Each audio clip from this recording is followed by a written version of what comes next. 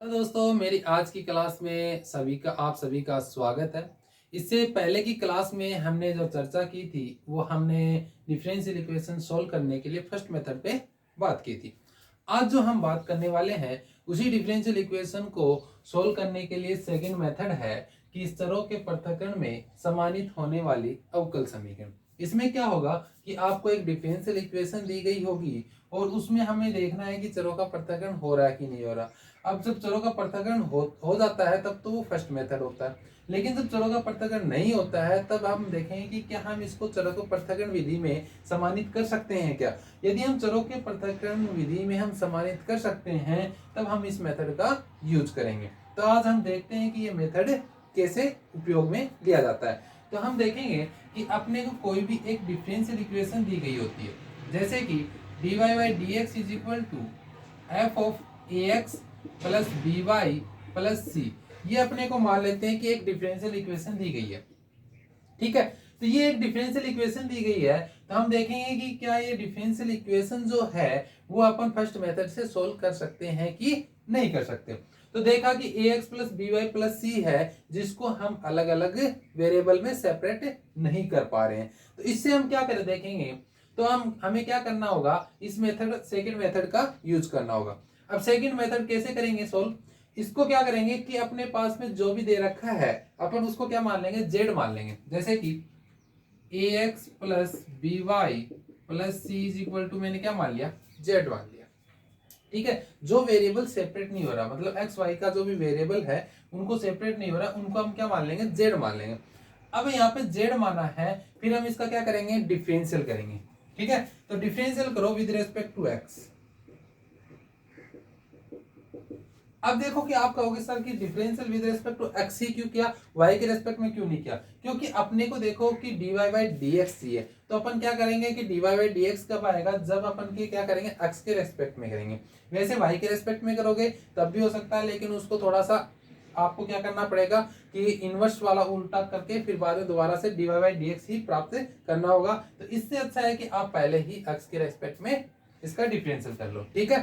तो एक्स के रेस्पेक्ट में इसका डिफरेंशियल करेंगे तो देखो कि x का तो क्या हो जाएगा, एक तो a बच गया, प्लस का b, y का क्या हो जाएगा, dy बाई डी एक्स, और प्लस c है उसका क्या हो जाएगा, 0, और z है, z का क्या हो जाएगा, dz अपॉन में dx।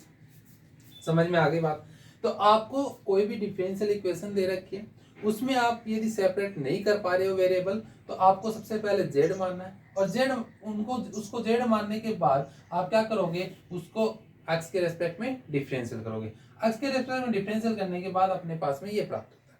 अब अपने को क्या ज्ञात करना है, dy बाई डी एक्स ज्ञात करना है। तो dy बाई डी एक्स ज्ञात करेंगे तो इसमें dy बाई डी एक्स किसकी इक्वल हो जाएगा, dy by d x is equal to a आगे जाएगा तो dz अपॉन में dx माइनस का एक, क्योंकि इधर प्लस का आगे जाएगा तो क्या जाएगा, माइनस का एक। इसके मल्टीपल में b है तो b मल्टीपल में आगे जाता है तो कहाँ तक, डिवाइड में, तो यानी कि इनटू में क्या जाएगा, 1 अपॉन बी।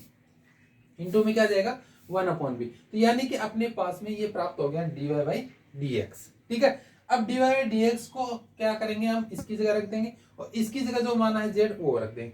फिर अपना ये जो डिफरेंशियल इक्वेशन हो जाएगी वो z के वेरिएबल में कन्वर्ट हो जाएगी, zx के। तो यानी कि अब हम इसको इसमें यहाँ पे पुट करेंगे, तो इसमें पुट करेंगे तो देखो कि 1 अपॉन बी dz अपॉन में dx माइनस का a is equal to f of z, यह आ जाएगा। अब देखो कि अपने पास में ये है, तो अब अपन को देखो dy by d x is equal to आता है। अब अपन dz upon dx is equal to निकालेंगे तो ये b अपॉन में है तो आगे जाएगा तो क्या जाएगा, मल्टीपल में। तो यानी कि हम कह सकते हैं dz अपॉन में dx माइनस का a is equal to b of f z आ गया। अब माइनस a है, इसको आगे भेजेंगे तो क्या जाएगा, प्लस का। तो यानी कि हम क्या कह सकते हैं कि dz अपॉन में dx is equal to b f z plus का a, ये प्राप्त हो गया। अब देखो अपने पास में जो डिफरेंशियल इक्वेशन है वो प्राप्त हो गई। अब एक अलग अलग वेरिएबल में देखो कि dz अपॉन dx z और x के वेरिएबल में हो गई, y को अपन ने नेगलेक्ट कर दिया।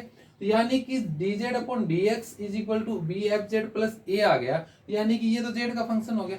और ये क्या है dz और ये अपन में dx। अब यानी कि अब अपन इसको क्या कर सकते हैं, वेरिएबल को सेपरेट कर सकते हैं, क्योंकि देखो ये z का है तो z की तरफ ला सकते हैं और x को x की तरफ ले जा सकते हैं। तो यानी देखो ये z का फंक्शन है, z की तरफ लेके आओ, तो यानी कि dz ये ऊपर है तो ये नीचे जाएगा अपॉन में v ऑफ fz प्लस का a is equal to dx, क्योंकि dx को अपन को आगे लेके जाना होगा। तो यानी अपने पास में ये वेरिएबल सेपरेट हो गया। तो वेरिएबल सेपरेट होने के बाद यदि वेरिएबल सेपरेट हो जाता है तब आगे का मेथड फर्स्ट मेथड से हम कंटिन्यू रखेंगे। तो फिर अपन क्या करते हैं, इंटीग्रेशन करते हैं। तो इसका इंटीग्रेशन करेंगे तो ये तो फंक्शन किसका आएगा, जेड का आएगा। यानी अपने पास में कोई भी एक साई जेड प्राप्त हो जाएगा, कोई भी जेड का एक रूप प्राप्त हो जाएगा, और ये क्या होगा, एक्स का एक कोई फंक्शन प्राप्त हो जाएगा और प्लस का सी प्राप्त हो जाएगा। ठीक है, तो यानी कि अब अपने पास में psi z is equal to x plus c प्राप्त हो गया। ठीक है, यानी कि ये मान लो कि अपने पास में एक फाइव एक्स मान लेते हैं, क्योंकि ये भी कोई एक फंक्शन एक्स का प्राप्त होगा। ठीक है, तो psi z is equal to five x plus c प्राप्त हो गया। अब देखो कि अपन ने जेड को क्या माना था, a x plus b y plus c. अब अपन को लास्ट में क्या करना है कि जो जेड था उस जहां पे भी जेड आ रखा है उन जेड की जगह अपन ने जो माना था वो वापस पुट कर देंगे। तो वापस रखोगे जेड का मान, तो साई और जेड का मान क्या रखा था, a x plus b y plus c is equal to five x plus c. तो अपने पास में ये आंसर आ जाएगा। तो आपने क्या देखा, सेकंड मेथड का रूप जो है, सेकंड मेथड को कैसे सोल्व करना है कि आपके पास में कोई भी डिफरेंशियल इक्वेशन दे रखी है, आपने फर्स्ट मेथड को लगा के देखा चरों का पृथक्करण, उसमें चरों का पृथक्करण नहीं हो पा रहा है, तब आपने क्या यूज करके देखा कि उसको जेड मान के देखा, कि मान के देखते हैं कि इसको जेड कि तब हो पा रहा है क्या। तो जेड मान के देखा कि जेड, इसको जेड माना, तो जेड माना तो ए प्लस बी जेड माना, फिर बाद में अपन क्या करेंगे उसका एक्स के रेस्पेक्ट में डिफरेंशियल करेंगे। एक्स के रेस्पेक्ट में डिफरेंशियल करेंगे तो यानी कि a plus b d y by d x is equal to d z upon d x, अपने को ये प्राप्त हो गया। इससे अपन क्या करेंगे, d y by d x की वैल्यू फाइंड कर लेंगे। डी वाई डी एक्स की वैल्यू फाइंड करेंगे, डी वाई डी एक्स की वैल्यू फाइंड जो होगी वो उसको अपन डी वाई डी एक्स की जगह रख देंगे, और अपन ने जिसको जो माना था जेड उसकी जगह अपन क्या रख देंगे, जेड रख देंगे। वो रखने के बाद अपन कैलकुलेट करके अपनी जो डिफरेंशियल इक्वेशन आएगी वो अपनी किस फंक्शन में आएगी, जेड किस वेरिएबल्स में आएगी, जेड और एक्स के वेरिएबल में कन्वर्ट हो जाएगी। जेड और एक्स के वेरिएबल में कन्वर्ट होने के बाद अपना देखेंगे कि क्या अब ये क्या वेरिएबल सेपरेट हो पा रहे हैं। यदि वेरिएबल सेपरेट हो पा रहे हैं तो अब अपन देखेंगे कि इनको वेरिएबल को सेपरेट कर देंगे और फिर अपन फर्स्ट मेथड का यूज करके उसका अपन सॉल्यूशन निकाल लेंगे। तो ये था अपना मेथड सेकंड कि यदि वो चरों का पृथक्करण नहीं हो पा रहा है तो हम उसको चरों के पृथक्करण में कन्वर्ट करेंगे, मतलब रिड्यूस करेंगे। ठीक है, तो रिड्यूस करके हम उसका चरों के पृथक्करण विधि द्वारा हम इसका क्या करेंगे, डिफरेंशियल इक्वेशन का सॉल्यूशन। ठीक है, तो ये था अपना मेथड सेकंड। आशा करता हूं कि आपको ये मेथड समझ में आ गया होगा। यदि आपको कोई भी प्रॉब्लम हो, नहीं समझ में आया हो तो कमेंट बॉक्स में लिख करके बताना, जिससे कि मैं आपको दोबारा से इसको और अच्छे प्रकार से समझा सकूं। ठीक है, तब तक के लिए धन्यवाद।